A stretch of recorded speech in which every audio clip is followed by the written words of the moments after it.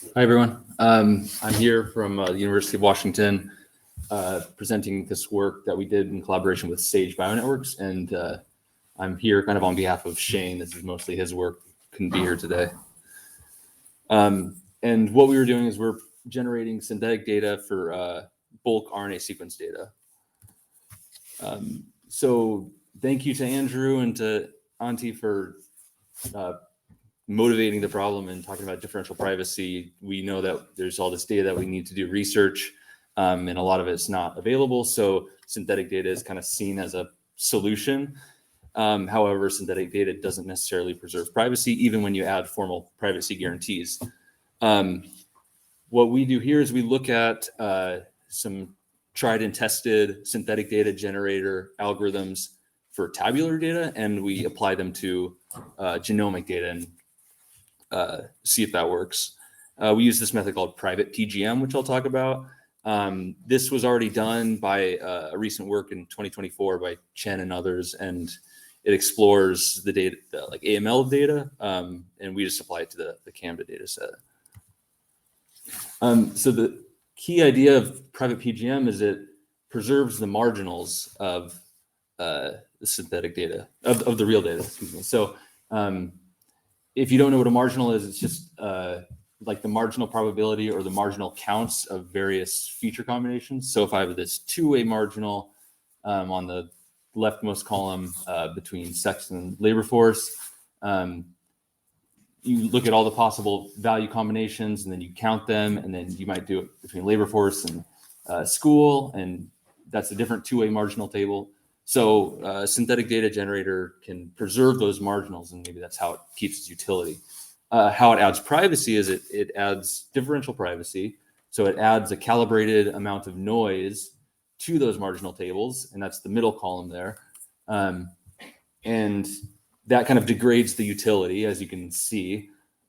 What private PGM does is it still uses that noise, but it iteratively improves the noise because it makes them consistent. So if like one of the marginal tables suggests that there's 120 males, and then the second marginal table suggests that there's only 100 males, well, that's not consistent. So private PGM kind of like corrects the noise a little bit to make everything consistent.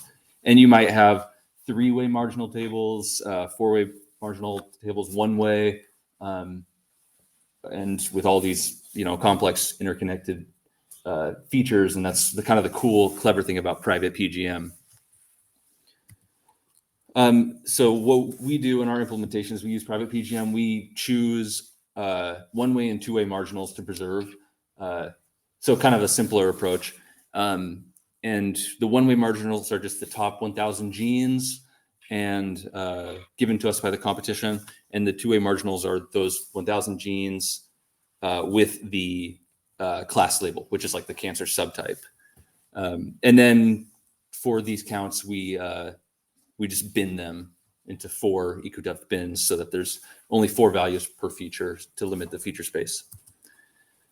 This is just some evaluation based on the metrics in the competition. So there's some utility metrics, some fidelity metrics, and a privacy metric.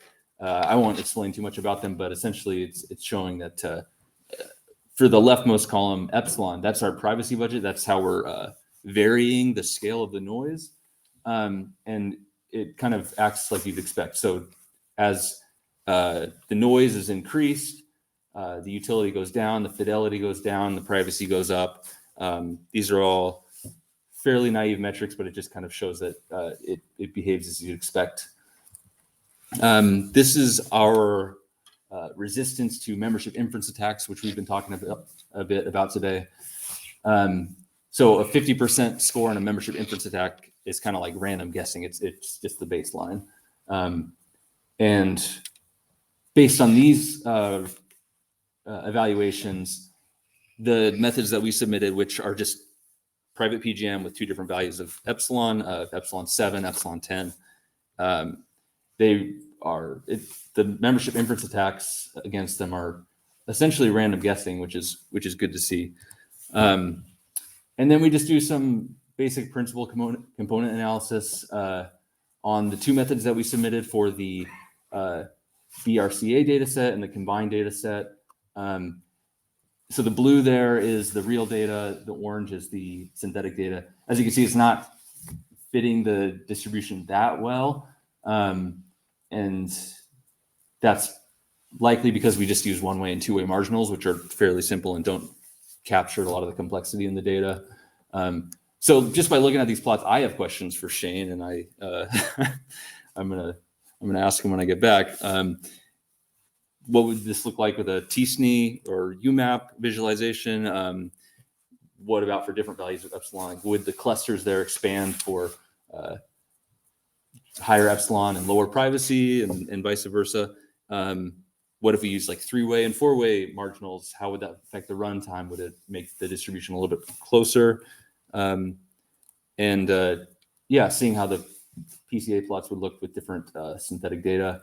And also, you'll notice that for different values of epsilon, the clusters are still fairly similar, like for the left and the right side.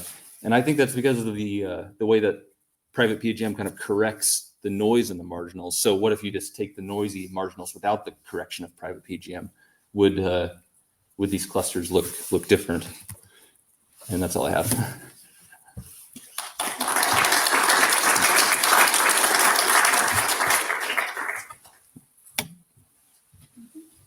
Any questions from the audience? Yes. Can I ask this one then?